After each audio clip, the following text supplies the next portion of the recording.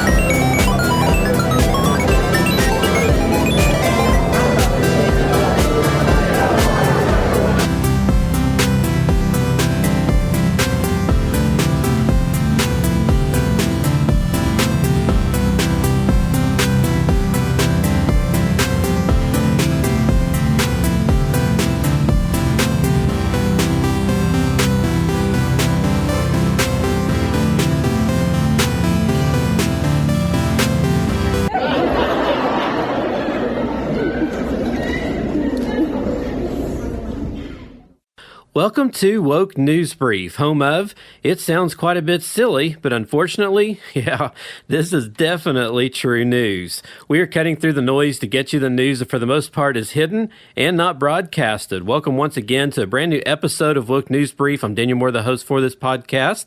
This is an extension of Connecting the Gap podcast, and of course, you can check us out at connectingthegap.net. There you'll find all the platforms that we are on. You can subscribe and share. Please do. Leave us a rating on the platform that you like to listen to us the most. And of course, if you'd like to know why we do this Woke News Brief, you can check out on the homepage there of our website the agenda behind that as well. So again, you can check that out. There's a contact page you can contact us at. That's all at connectingthegap.net. And as always, when I do my Woke News Brief, I like to let you know that you can sign up for the Woke Alert by entering a phone number. Conservative-minded shoppers will receive text updates on companies deemed to have strayed too far left in their marketing and other strategies. Many corporations are putting progressive activists and their dangerous agendas ahead of customers. They're only going to succeed if we look the other way. You can go to consumersresearch.org/woke alert, and you can sign up for those alerts there on your mobile devices. And a couple of companies that's on there this week, JP Morgan Chase and Lyft. If you'd like to find out more about their agendas, go check that out at consumersresearch.org/woke alert. Well, we're about ready to go ahead and get into our news for this week, and I know that's why you are here, so we're not wanting to hold you back from that. So as Andy Reid would say to Patrick and Jake at State Farm, let's get to the nuggies.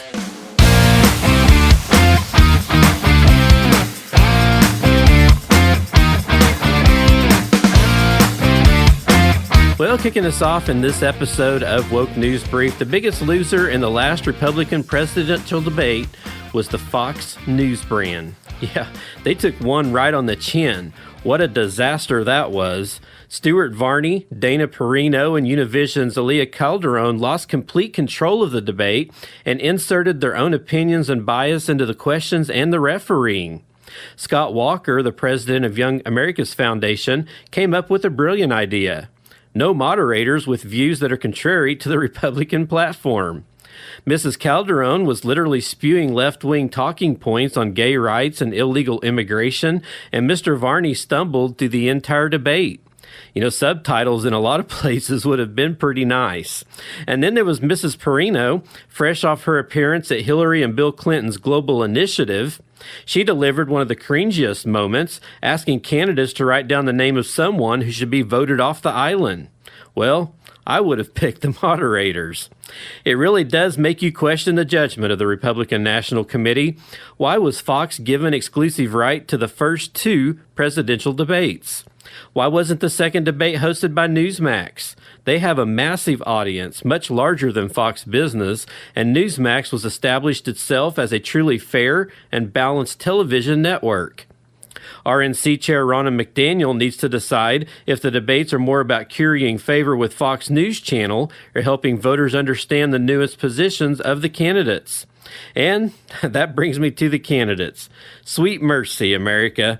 Governor Ron DeSantis was slathered in makeup. Governor Nikki Haley and Senator Tim Scott were yammering about curtain fabrics, while Chris Christie auditioned for a primetime gig on CNN. Vivek Ramaswamy barked like a used car salesman wearing a Wayne Newton pompadour, and former Vice President Mike Pence made the entire nation cringe with a joke about his sex life. Pardon me, I just threw up in my mouth there just a little bit. The only adult on the stage last night was North Dakota Governor Doug Burgum. Honestly, the true winner of last night's debate was former President Donald Trump for having the foresight to stay as far away from the dumpster fire as possible. So, here's my pro tip. The next time Fox Business wants to host a Republican presidential debate, don't hire moderators from MSNBC. On over to New York City, Mayor Eric Adams signed a controversial bill into law celebrated by fat activists. The law outlaws discrimination based on a person's weight and height in employment, housing, and public accommodations. I'm a person that believes in health, so when you talk about not discriminating against someone because of their body type, it's not fighting against obesity, it's just being fair, Adams said. So I think this is the right thing to do, he continued. We're going to continue to talk about our progressive health agenda. Science has shown body type is not a connection to if you're healthy or unhealthy, and I think that's a misnomer we are really dispelling. Fat activists celebrated the new law. Tigris Osborne, the chair of the National Association to Advance Fat Acceptance and co-founder of the Campaign for Size Freedom, spoke at the signing. I am so thrilled at the example that New York City is setting today. This will ripple across the globe, the fat activist said. Here is cut one. As the chair of the National Association to Advance Fat Acceptance and a co-founder of the Campaign for Size Freedom, I am so thrilled at the example that New York City is setting today. We all know, y'all know, New York is the global city. And this will ripple across the globe in terms of showing to people all over the world that discrimination against people based on their body size is wrong and is something that we can change. We can't legislate attitudes, but we can do what everything that's in our power to ensure that people are treated equally and that people have equal opportunity under the law. So thank you, everyone who worked on this bill and everyone who supports this work across the country and all over the world. Thank you. The Democrat-controlled city commissions on human rights will probe weight and height complaints in addition to race, gender, age, and a number of other areas. Republican New York City Council Minority Leader Joseph Borelli said it opens the city up to a massive amount of lawsuits. I'm overweight, but I'm not a victim, Borelli said. No one should feel bad for me except for my struggling shirt buttons. Another story here from New York City, again with Mayor Eric Adams in the center of this one. They are a sanctuary city defending sending illegals to other places. New York City Mayor Eric Adams told WABC's Sid and Friends back in May that he has sent more to Washington and Albany than we've gotten back. He blamed Republicans for not passing immigration reform and is asking for more help from other counties in the state as well as the federal government to bail out the city.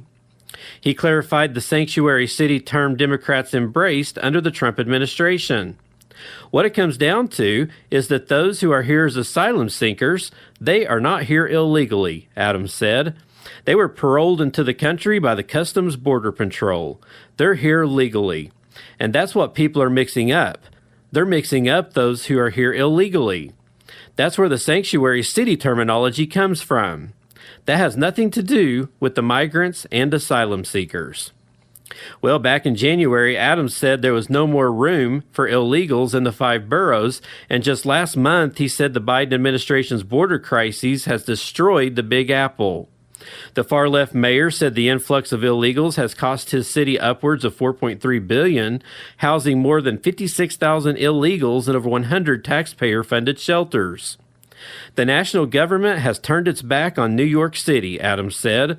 Every service in this city is going to be impacted by the asylum seeker crisis. Well, he's struggling there to really say what an asylum city is, or someone that's trying to seek asylum. Let's see. Let me pull up here. See, Google, type in illegal immigration. Oh, yes, here it is. Illegal immigration. It is the migration of people into a country in violation of the immigration laws of that country or the continuous residence without the legal right to live in that country. Well, Eric Adams better hope the cops don't chase a criminal performing illegal acts down his street and the criminal break into his house and takes up residency. However, I'm assuming that would mean he is just seeking asylum from the cops, so I guess in that case, it is okay, right? Oh my goodness. On to the next story. George Washington University is getting a new nickname. Students had complained that the Colonials' mascot was extremely offensive. The original nickname was chosen in 1926 to honor the 13 colonies who secured our independence as a nation. George Washington says the Colonials were a symbol of systematic oppression. Although anyone educated in a private school or homeschool knows that we owe our nation to the colonialists. But those arguments fell on deaf ears. And moving forward, George Washington's athletic teams will be known as the Revolutionaries. This is an exciting day for the George Washington University Revolutionaries, University President Mark Wrighton said. I am very grateful for the active engagement of our community throughout the development of the new moniker. This process was truly driven by our students, faculty, staff, and alumni, and the result is a moniker that broadly reflects our community and our distinguished and distinguishable GW spirit. There were more than 47,000 suggestions, and that's the best name they could come up with, the Revolutionaries. Someone suggested the Founding Fathers, but I suspect the gals who wear sensible shoes put the kibosh on that. I'm a bit disappointed the university took a pass on my recommendation. The GW Snowflakes and the Red Stars topped my list of new nicknames. A close third was an homage to the woke progressives of the Democratic Party, the George Washington University Braying Jackwagons. Well, in the middle of all the bad, crazy woke news that we share on our episodes, here is some good news to share on this episode. Drag Queen Story Hour, an event seen as targeting and grooming children in public schools and libraries, has been banned by Montana, the first state to do so. Governor Greg Gianforte signed the bill Monday, which defines Drag Queen Story Hour as, quote, an event hosted by a drag queen or drag king who reads children's books and engages in other learning activities with minor children present, end quote. Daily Wire reporter Megan Basham celebrated the bill. We are seeing more and more states moving to stop the LGBTQ lobby from targeting children. As others have pointed out, this is real political momentum building here, and it is something to celebrate. Well, the LGBT mob is outraged. Montana's new law criminalizing freedom of expression and art should be a red flag to everyone. The moral panic of drag has too long been a scapegoat for transmisogyny and overall transphobia in this country, Jonathan Hamelt, the executive director of Drag Story Hour, told CNN. Uncle Sam needs a makeover, and our drag community is here to create one, Hamelt added. The Montana bill took similar bills passed in Florida and Tennessee a step further. Well, Disney took its creepy woke agenda to a new level in California. Footage shows a drag queen in Disneyland escorting a young girl into the enchanted chamber for the Bibbidi Bobbidi Boutique experience where kids are promised a quote-unquote royal transformation. Hello, my name is Nick. I'm one of Fairy Godmother's apprentices, the man in a dress with facial hair and makeup can be heard saying in a TikTok video. It's hard to understand, but here is cut 2. So my name's Nick. I'm one of Fairy Godmother's apprentices. I'm here to shop you around and make all your selections for the day. I'm here to shop you around and make all your selections for the day, he added. Children must be accompanied by an adult, according to the website. With the wave of a wand, Bibbidi Bobbidi Boutique offers magical makeovers for royalty and training ages 3 to 12. Watch as your young majesty or knight takes a seat in a lavish salon throne and enjoys pampering perfection, courtesy of their very own fairy godmother's apprentice. Children get to choose a special hairstyle, then add makeup, nail color, and accessories, and even a Disney princess or knight costume. The prices range from around $100 to upwards of $450 for the Princess Signature Dress Collection. Little girls are promised to have their dreams come true in this pricey experience, but can you imagine getting a grown man playing dress-up trying to groom your daughter? That's gross and just wrong, one person wrote on Twitter. The left wants this to be normal so bad that they'll even shove it in kids' faces at Disneyland. That's the level of depravity that we're up against here, Jason Jones posted, who posted the video online.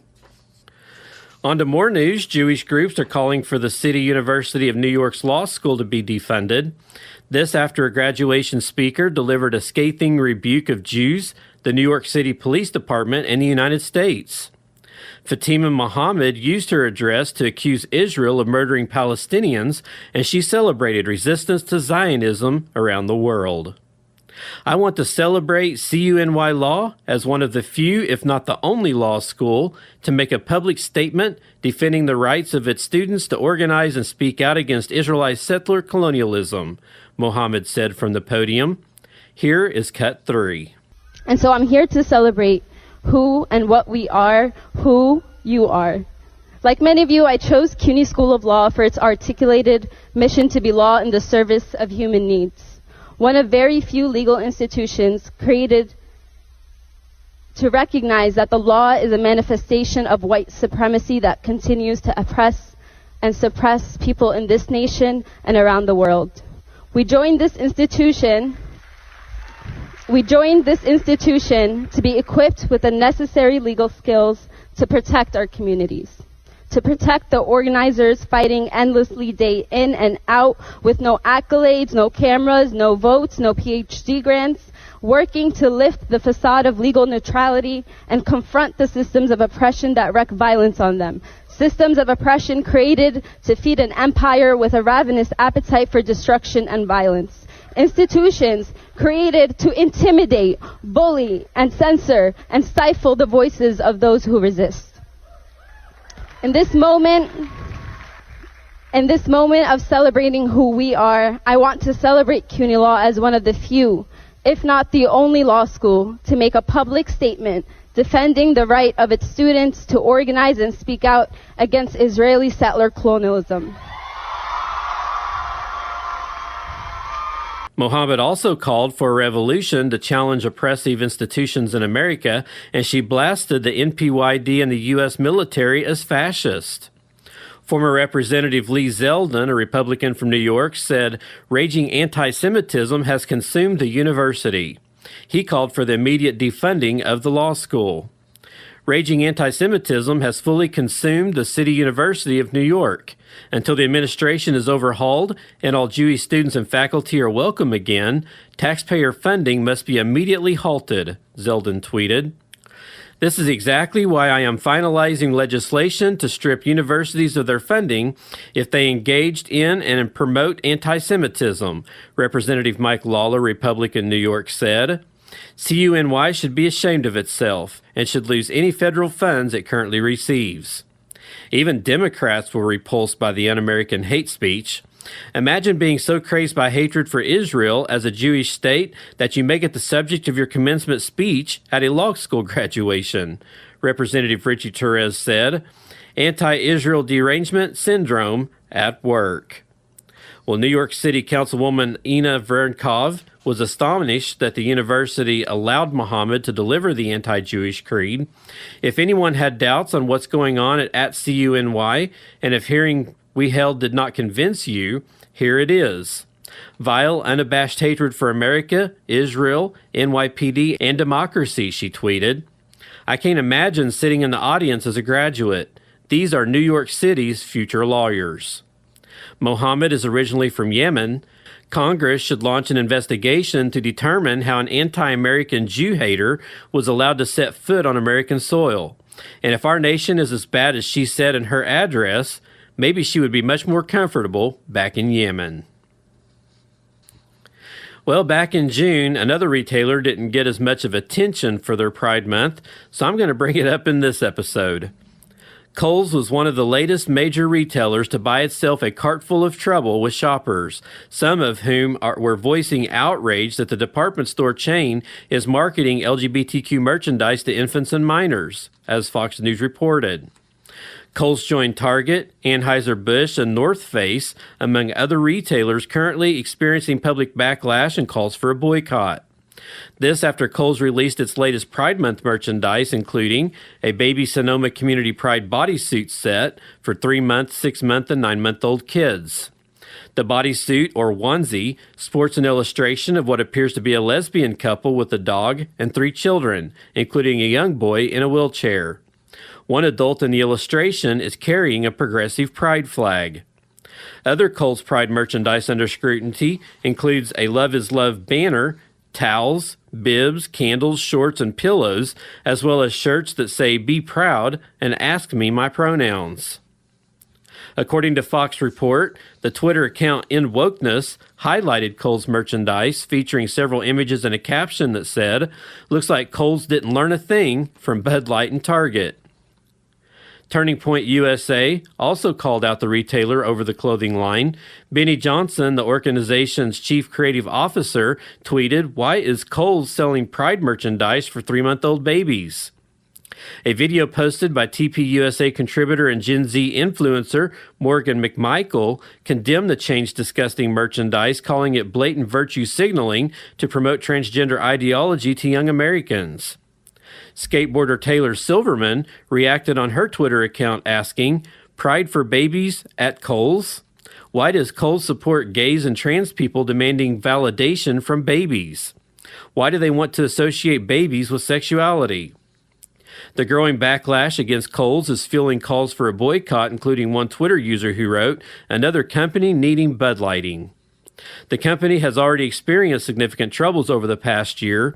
In July 2022, Kohl's stock plummeted almost 21% after it announced a potential deal to be acquired by Franchise Group fell through and that a decline in sales, made worse by a drop in consumer spending, was imminent. Target opted to remove some of its Pride Month collection after the retailer's promotion resulted in threats to the safety of its employees. It had also been revealed that the retailer had lost $10.15 billion in market capitalization due to the public backlash over its LGBTQ line of kids' clothing, as well as one-piece swimsuits with quote-unquote tuck-friendly construction and extra crotch coverage. The North Face Trail also faced shopper recoil, as well as more than a 3% drop in shares of parent company VF Corp. 24 hours after launching its Summer of Pride social media campaign with mustache drag queen Patty Gonya. Gonya opened the video promotion in rainbow North Face gear and makeup by identifying himself as a real-life homosexual and inviting customers to come out in nature with us. After a controversial partnership with transgender influencer Dylan Mulvaney resulted in a grueling month that saw its stock downgraded by HSBC analysts and Bud Light sales drop by 28%, Anheuser-Busch InBev informed wholesalers on May 21st that the company would buy back unsold cases of beer.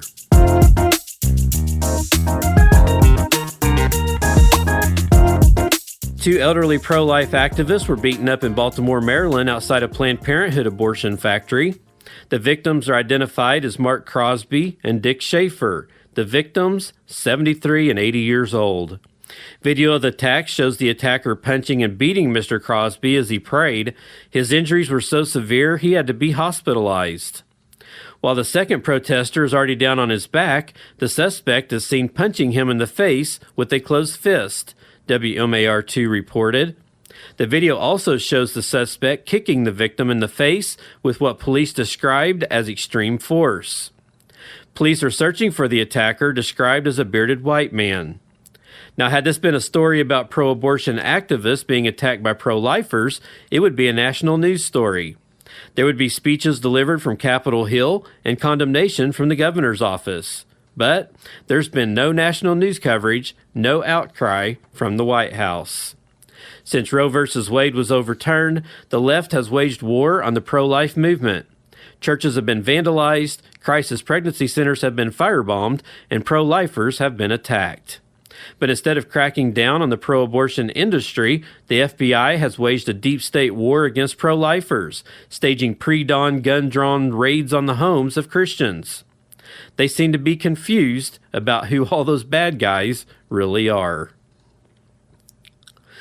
Well, PetSmart has also become the latest company to face criticism from consumers over its promotion of LGBTQ merchandise after it unveiled a collection of Pride-themed clothing for pets just ahead of June's Pride Month, the New York Post reported.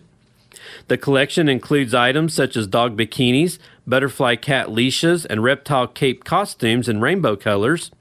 I suppose it could have been worse, said national radio host Todd Starnes. At least PetSmart isn't selling buttless leather chaps for your pussycat. Some online critics have urged a boycott of PetSmart similar to ones against Bud Light, Kohl's, and Target for using LGBTQ themes to promote their products. I'm not sure the average American understands the intent of radical hate groups like the Human Rights Campaign, Starnes said. They want to every man, woman, child, and pooch to bow down to their perverse sexual agenda.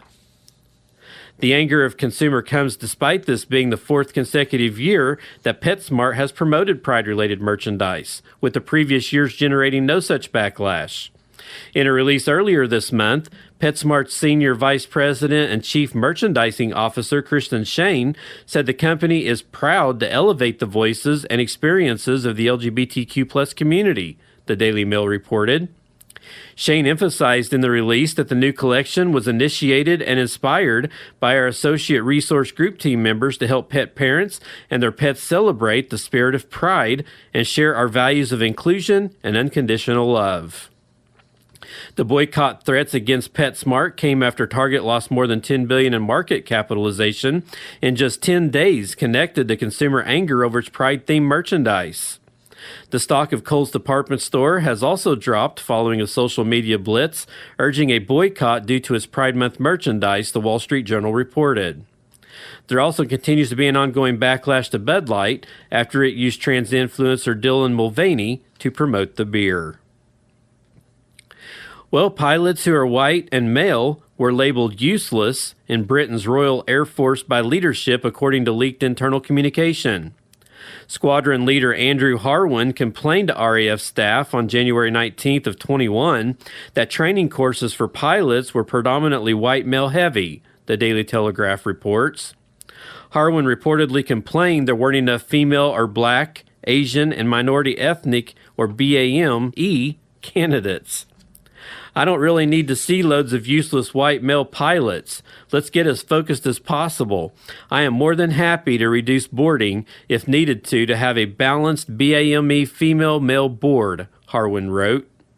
A source told the London-based outlet the email clearly demonstrates the endemic culture that was created by the senior leadership to chase ridiculous diversity statistics that were patently unachievable. The source said the diversity quota led to issuing orders that were illegal. Despite the United Kingdom's Equality Act, that bans hiring discrimination based on gender or race, the RAF committed to having 40% female and 20% minority pilots by the end of the decade. Breitbart reports the ARF isn't even close to those numbers. This has so far failed to materialize, with pesky white males still making the overwhelming majority of RAF pilots last year, with just 30 out of 15,000 in pilots being women and only 10 being ethnic minorities. When expanded to the RAF Engineering Corps, white men still dominate, with less than 2% of engineers being minority and 6% female. As a whole, just 3% of the RAF comes from a minority background. Former RAF Group Captain Lizzie Nickel alleged at least 160 white men were discriminated against in order to hit the diversity quotas. Well, it's okay to wear t-shirts promoting the LGBT agenda, but be careful if you wear a shirt promoting the idea that God made only two genders. That's the decision of a federal district court in Massachusetts. The court refused to issue a temporary injunction that would have stopped Nichols Middle School from banning Liam Morrison from wearing a shirt that says there are only two genders. Alliance Defending Freedom is representing the 12-year-old boy. They plan to appeal the ruling. This isn't about a t-shirt. This is about a public school telling a 7th grader that he isn't allowed to hold a view that differs from the school's preferred orthodoxy, said ADF's Logan Spina. Public school officials can't censor Liam's speech by forcing him to remove a shirt that states a scientific fact. Doing so is a gross violation of the First Amendment that we're urging the court to rectify. They point out that students are allowed to wear clothing that promotes the transgender movement. Many classrooms and hallways are decorated with gay pride flags and posters on sexual orientation. The message is clear. Only one sort of opinion is permissible. All others are censored, and that happens to be a violation of Liam's constitutionally protected rights. Nichols Middle School is not so much a place of learning as it is a place for grooming.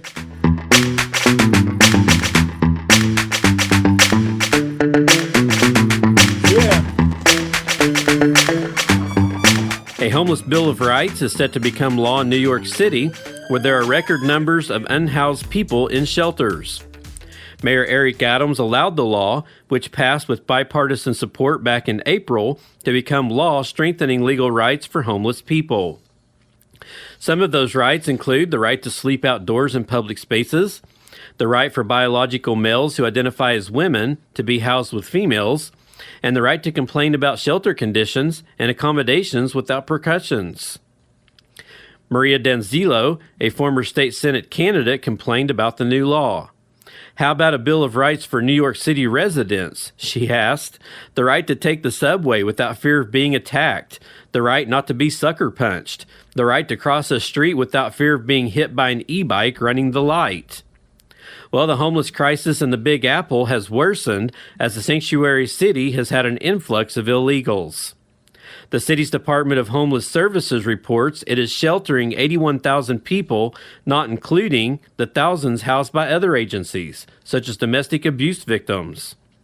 The Democrat-controlled city has rented out entire hotels and used temporary accommodations in neighboring counties to deal with the overrun shelters. Homeless activists pushed for the new Bill of Rights in response to Adams' efforts to sweep the homeless off the streets of New York City. A New York university unconstitutionally banned a student group from its campus back in June over conservative views, according to a new lawsuit.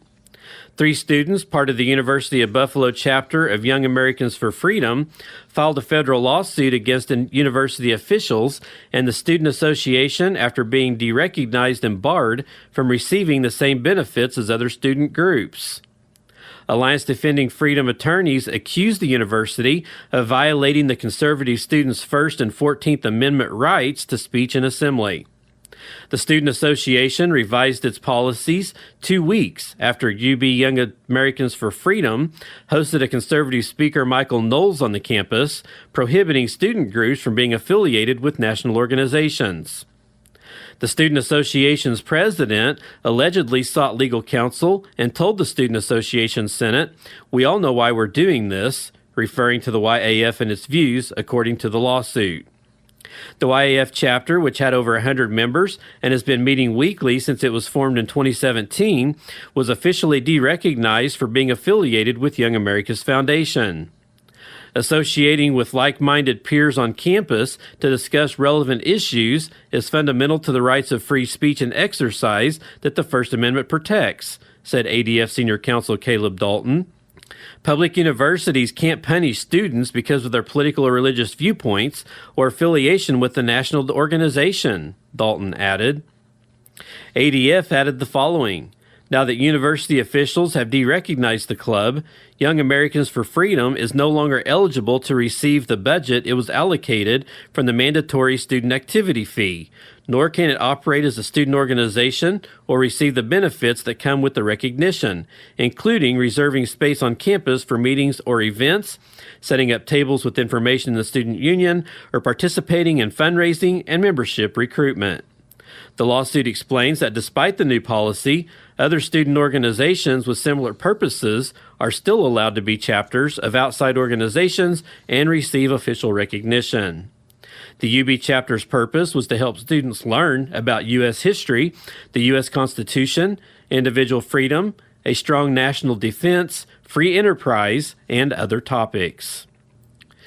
Young Americans for Freedom fulfills its mission by engaging in expressive activities on campus, including posting flyers and signs, hosting tables with information, inviting speakers to campus, and talking with fellow students. A student reacted to Knowles' coming to speech by taking down flyers and telling a conservative student, "You." Well, the King James Bible is being removed from elementary and middle school libraries in Davis County, Utah, after a complaint that it contained passages describing sex and violence. High schools in the county will still be able to keep the scriptures on their library shelves. A 3-person committee appointed by the county school district to determine if the Bible is appropriate for students to see found it contained vulgarity or violence, the Salt Lake City Tribune reported. ABC4 noted that Davis County School District Communications Director Christopher Williams said that while the committee did not find that the book contained sensitive material as defined in Utah law, some vulgarity and violence was found to be inappropriate for young readers. The complaint against the Bible was filed by an unknown person back in March, according to the television station. It came after a statewide law passed in 2022 permitting challenges to books found in school libraries. ABC4 noted that as of March, the law had been used 81 times, and Davis County has removed 33 books from material deemed inappropriate for younger readers, including sex, vulgarity, and violence. Meanwhile, Williams said an individual has already filed an appeal of the decision in an attempt to make the Bible available to all age levels in schools in the county.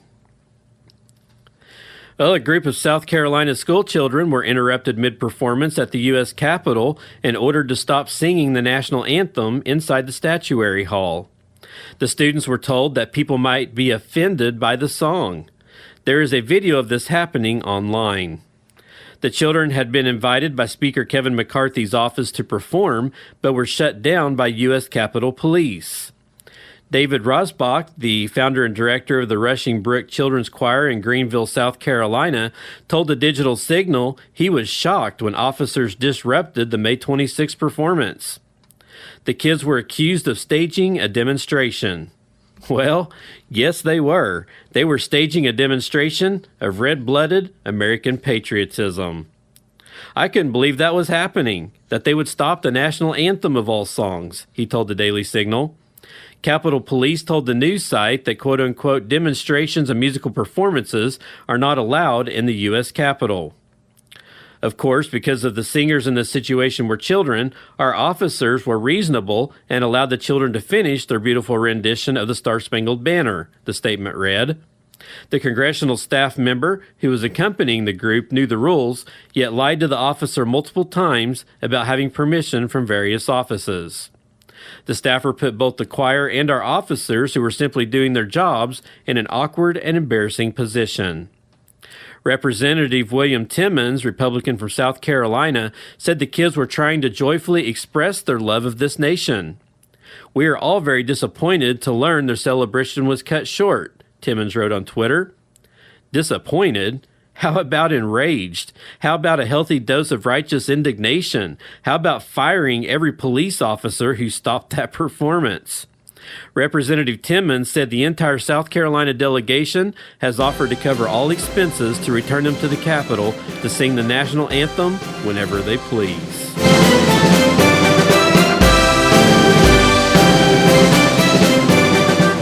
A federal judge ruled that underage children have a constitutional right to attend sexually explicit drag shows and other adult venues. U.S. District Judge Thomas Parker, appointed to the bench by former President Trump, ruled that Tennessee's law banning drag shows in public or in places where children could view them is unconstitutional. The law says an adult cabaret performance is unlawful if it happens on public property or in a location where the performance could be viewed by a person who is not an adult. It defines such a performance as one that is harmful to minors and includes topless dancers, exotic dancers, strippers, and male or female impersonators. A Memphis-based LGBTQ theater company, Friends of George's, had sued the state, claiming the law unconstitutional under the First Amendment. Judge Parker, a pro-drag queen Republican, agreed and said the law violates freedom of speech protections. After considering the briefs and evidence presented at trial, the court finds that despite Tennessee's compelling interest in protecting the psychological and physical well-being of children, the Adult Entertainment Act, or the AEA, is an unconstitutional restriction on the freedom of speech. The court concludes that the AEA is both unconstitutionally vague and substantially overbroad. The AEA's harmful to minors standard applies to minors of all ages, so it fails to provide fair notice of what is prohibited, and it encourages discriminatory enforcement. The AEA is substantially overbroad because it applies to public property or anywhere a minor could be present. The Tennessee law was the first in the country to directly target sexually explicit drag shows. First-time violators faced a $2,500 fine and up to a year in prison. Has anyone actually taken the time to ask why drag queens are so anxious to perform their sexual fantasies in front of children? Has anyone given thought to why they want 4-year-olds to stuff dollar bills into their crotches? Governor Lee and the Republicans in the Tennessee legislature did their best to protect children from predators and groomers. The only people celebrating today are the perverts in pantyhose. Well, if you call Larry a dude, even though Larry says he's a gal, you could go to jail. The University of Colorado's Pride Office issued a statement saying that misgendering someone is an act of violence. Choosing to ignore or disrespect someone's pronouns is not only an act of oppression, but can also be considered an act of violence, the guide added. That declaration was posted in a guide on pronoun usage and first exposed by campus reform reporters. When someone refers to another person using the wrong pronouns, especially on purpose, that can lead to that person feeling disrespected and can lead to dysphoria, exclusion, and alienation, the guide says. In other words, you could possibly face criminal charges.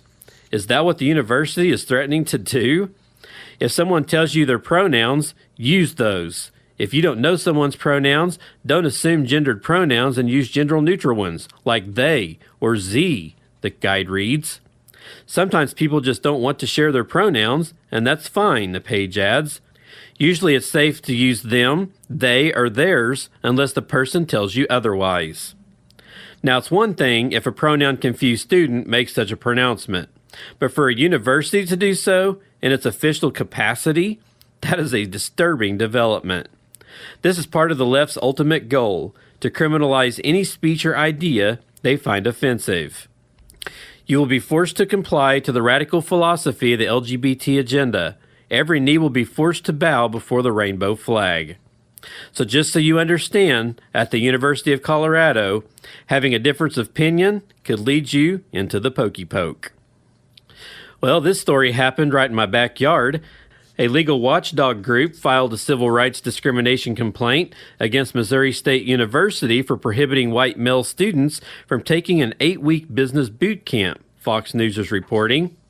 According to the report, the Equal Protection Project, an anti-discrimination legal organization, filed the complaint alleging the university limited participation in its 8-week early-stage business boot camp offered back in the spring semester just to Black, Indigenous, and persons of color students, while excluding white males from taking part in the program. According to the organization, the school was engaging in racial and gender-based discrimination through its sponsorship, promotion, and hosting of a small business training boot camp that limited participation to individuals who identify as BIPOC or are female.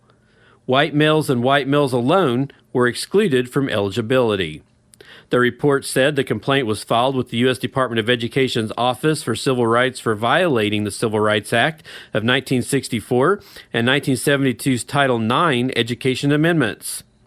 The OCR should investigate this program and the circumstances under which such a blatantly discriminatory program was approved, take all the appropriate action to end such discriminatory practices, and impose remedial relief, the news outlet reported, the complaint reads. Funded through a $30,000 grant from the U.S. Bank Foundation, the program gave participants a stipend of $3,000 each to cover transportation, child care, and other business expenses while attending the forum, the report said.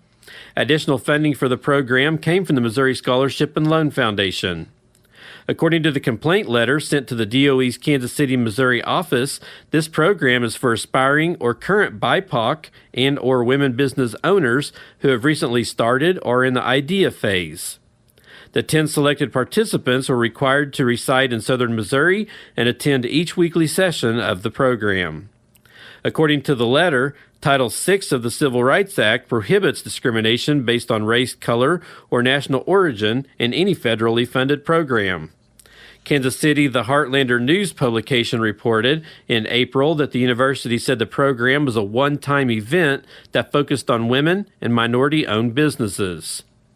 The Early Stage Business Boot Camp program is designed to assist new and aspiring small business owners in establishing and growing their businesses. The spring 2023 program was funded by the U.S. Bank Foundation and on a one-time basis focused on minority and or women-owned businesses, a university spokesman wrote to the publication at the time. On an ongoing basis, the eFactory will continue to offer the Early Stage Business Bootcamp program at no cost to the participants and irrespective of their race and or sex. Well, there's big trouble brewing in Germantown, Tennessee. The school board is about to crack down on public comments at school board meetings. They are considering a new rule that would only allow comments that are germane on issues that are on the school board agenda. In accordance with Tennessee law, the Germantown Board of Education reserves a period for public comment to provide the public with the opportunity to comment on matters that are germane to the items on the agenda for that meeting, reads the proposed change being considered by the school board. Public comments will not be permitted in disciplinary hearings of students or GMSD staff members or in meetings for which there are no actionable items on the agenda. In other words, if a parent discovers that a teacher has turned her classroom into a LGBT grooming center, parents would not be able to raise the issue. Pornographic books in the library? Well, the topic would only be allowed to be discussed if it was an agenda item. The chairman of the board shall take all practical steps to ensure that opposing viewpoints, if any, are represented fairly, the board went on to say. But does anyone really believe that will happen? What's really devious is that the school board is making the significant change while many parents are out of town on family vacations and others are attending a huge local concert. Many have long suspected that that town has been infected by wokeness. In recent months, parents who have raised concerns about critical race theory have not only been silenced at board meetings, but attacked by a progressive social media mob. And now the board is taking measures to effectively silence any citizen who doesn't want taxpayer-funded classrooms turned into left-wing propaganda dungeons.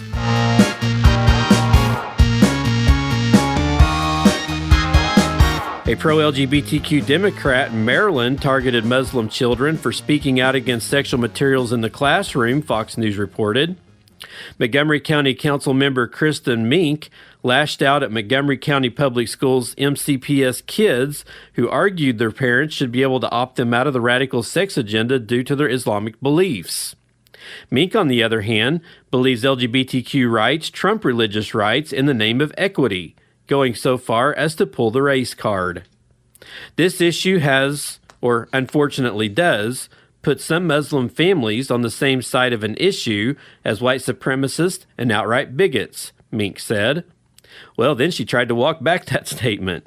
I would not put you in the same category as those folks, although, it's complicated because they're falling on the same side of this particular issue, Mink explained. Here is cut 4. This issue has unfortunately put some, and not all, of course, but some Muslim families on the same side of an issue as white supremacists and outright bigots. And, however, the folks who I've talked to here today, I would not put in the same category as those folks, although it's, again, complicated because they're falling on the same side of this particular issue. Hi, my name is Saad Beg. I'm a middle school student of MCPS. I'm here to talk about the opt-out option for reading material. I'm not here to take away the right of anyone being recognized in the community. I'm here to talk about my rights. My religion teaches to respect all religions and all human beings and their rights. So does my country law. And I want my right back to have an opt-out option. In the last Board of Education meeting, someone said that many people of the LGBTQ community are being bullied. That may have been the case some time ago, but these days it's quite the opposite. There are over 40 kids that I know who don't want to learn this and really want to be here talking today, but can't because they are being bullied. They are the ones being bullied when they say we don't want to learn this.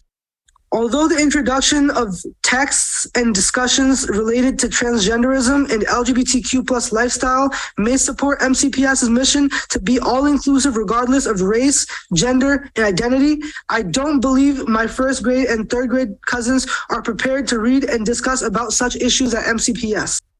The issue of gender and sexuality are influenced by our faith, and we should not be caricatured as intolerant. And our faith perceived to be subversive because it doesn't align with your beliefs. Intolerance of the faith community threatens to erode support for religious freedom, therefore eroding the benefits it provides for everyone, religious and non-religious. Pluralistic societies that value human dignity and do not view faith communities as a problem to be eliminated will only thrive and prosper. I respectfully request the restoration of the opt-out option at MCPS. Thank you. Takbir. That's not an infringement on, particular religious freedoms, just as we cannot allow folks to opt out of teachings about evolution, she added. MCPS middle school student Saeed spoke about his constitutional rights. I'm here to talk about my rights. My religion teaches to respect all religions and all human beings and their rights. So does my country's law. And I want my right back to have an opt-out option. Ibrahim Razudin, who graduated from MCPS this year, said he was speaking on behalf of his elementary-age cousins.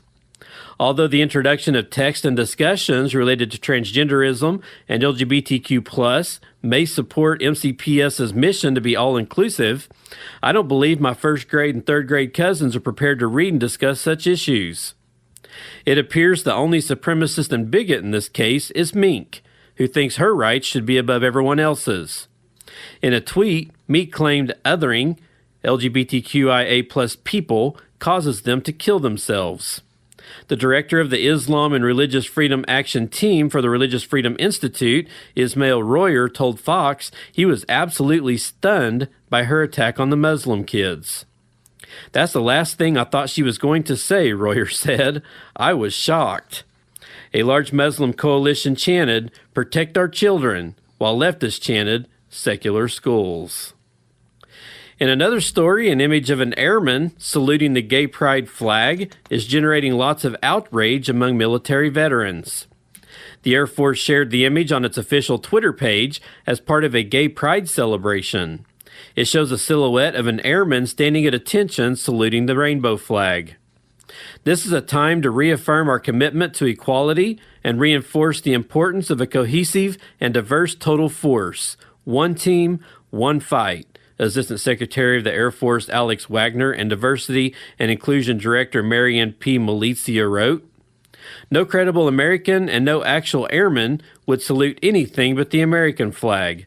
Celebrating a military member saluting a pride flag is not just embarrassing, it is traitorous," the officer wrote on Twitter.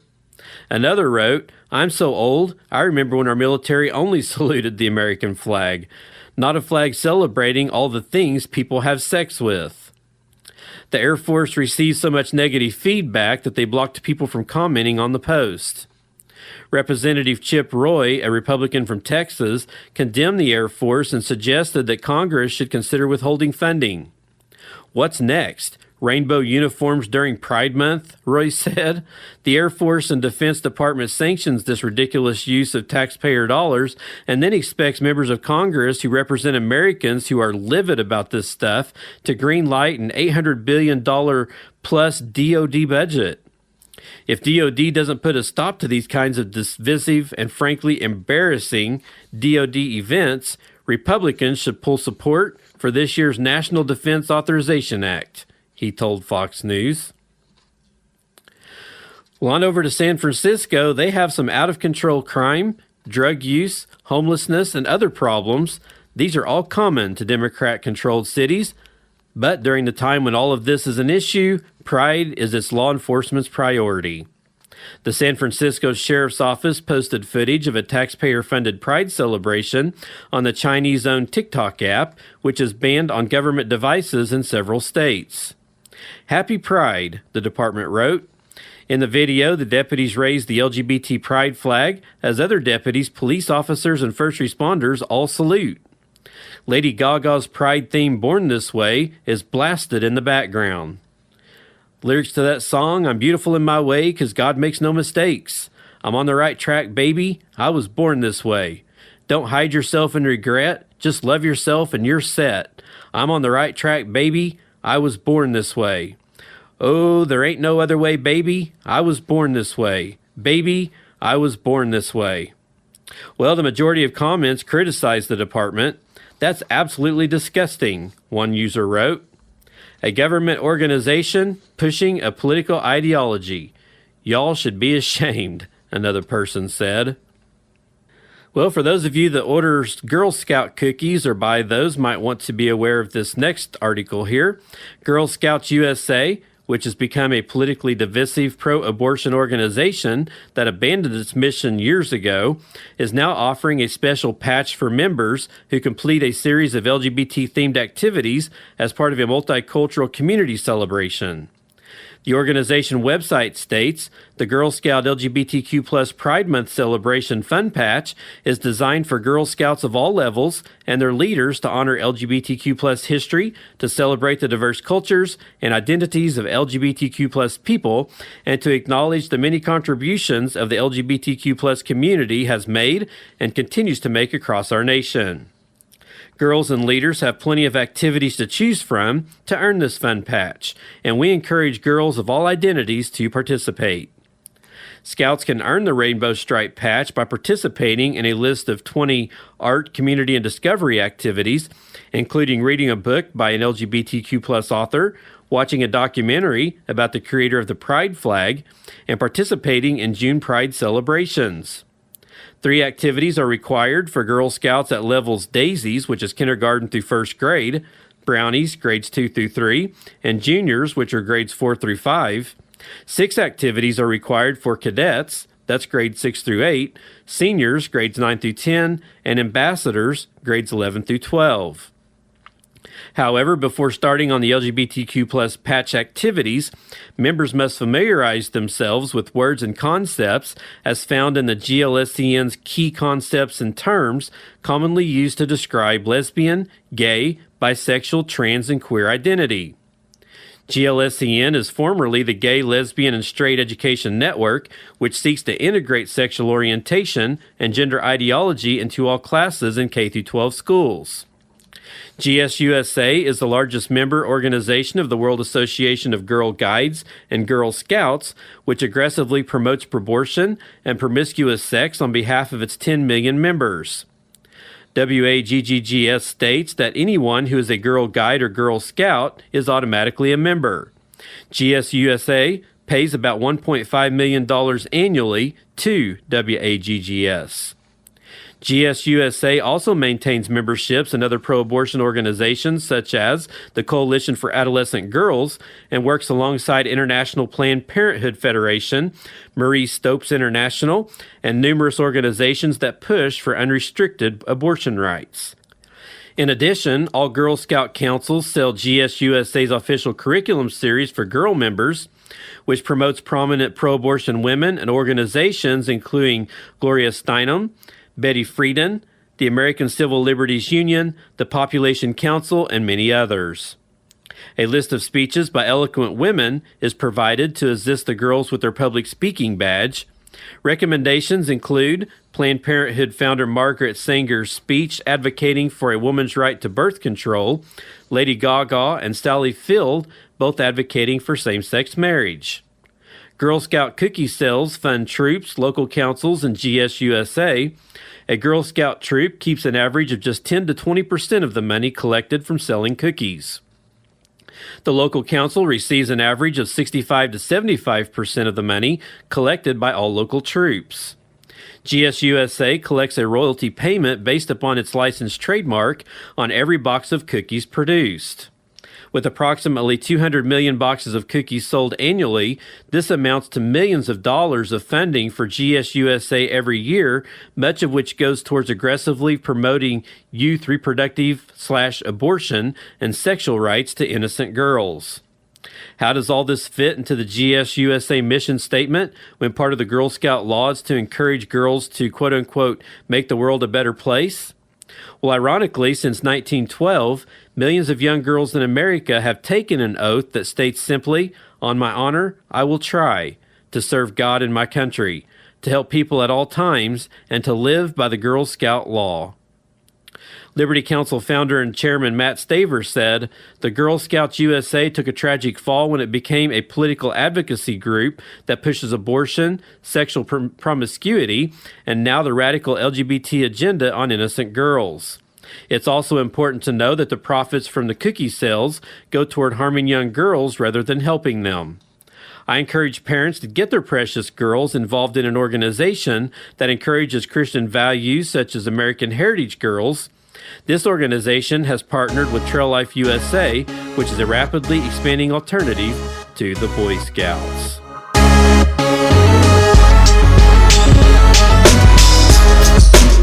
And finally, in this week's episode, the next Miss California could be a mister. Monroe Lace is a man who identifies as a woman. Back in March, he became the first man to win the Miss San Francisco pageant. He told CBS News that he carries a heavy burden. "Every time I put on the sash, the weight of it reminds me of the weight of my job and the responsibility I have to make a difference for young children," Lace told CBS Bay Area.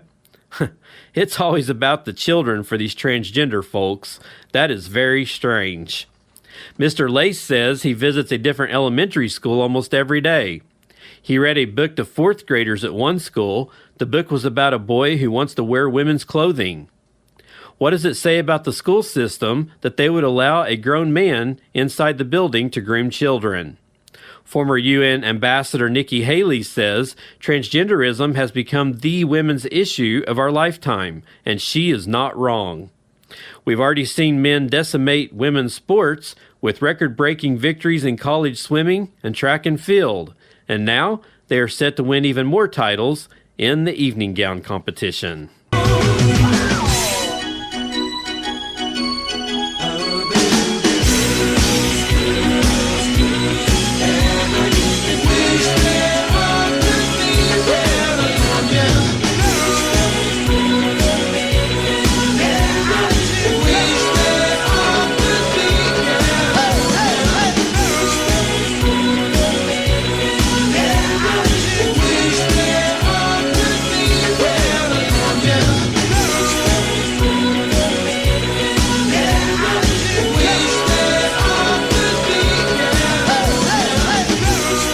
Well, that's going to do it for this episode of Woke News Brief. I'm Daniel Moore, the host for this podcast. Connecting the Gap podcast is able to be found on the internet at connectingthegap.net.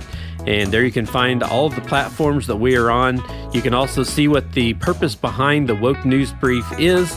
And I hope that you'll jump on board and help to fight all of this crazy ignorant stuff that's going on out there today with the kids in our school districts, the stuff that Satan is trying to peddle all around us. He has got to be defeated. It's going to take us as Christians, conservatives, to stand up, to fight, to get on our knees and pray, and to pray that God would just turn this country around and that his name would be glorified in the end as we defeat Satan and everything that he tries to do. Don't forget that you can sign up for the Woke Alert. You can enter your phone number at consumersresearch.org/Woke Alert, and there they'll keep you updated with all the companies that go left and the things that they support, places that you probably won't want to spend your money if you are a good conservative shopper. That's going to be all for this episode of the Woke News Brief. We'll be back with another one soon. Until then, don't forget that God's Word never fails us. God's Word has stood the test of time, and through Jesus' death on the cross, He has connected the gap. You've been listening to Connecting the Gap podcast. I'm Daniel Moore, the host for this podcast, and I personally thank you for listening each week. In this world, there are many disconnects that cause chaos in our lives. This podcast is birthed from the desire to share hope and restoration of the power of the gospel by being transparent and open in our biblical walk with God. Each week, we take a few moments as we navigate God's Word and peer into other people's testimonies and encourage each other to connect the gap. We upload a new audio podcast every Thursday and a video version of it on YouTube and Rumble. We are also on the Christian podcasting app Edify. You can subscribe to our podcast on many of the available podcasting platforms such as Apple Podcast, Deezer, Spotify, Google Podcast, Amazon Music, iHeartRadio, TuneIn Radio, and many more. We are also available on your Alexa-enabled devices. If you would like to give us feedback or would like to contact our ministry for any reason, including prayer, visit our contact page at www.connectingthegap.net and send us a message. We hope you are blessed by this ministry. This is a production of Connecting the Gap Ministries.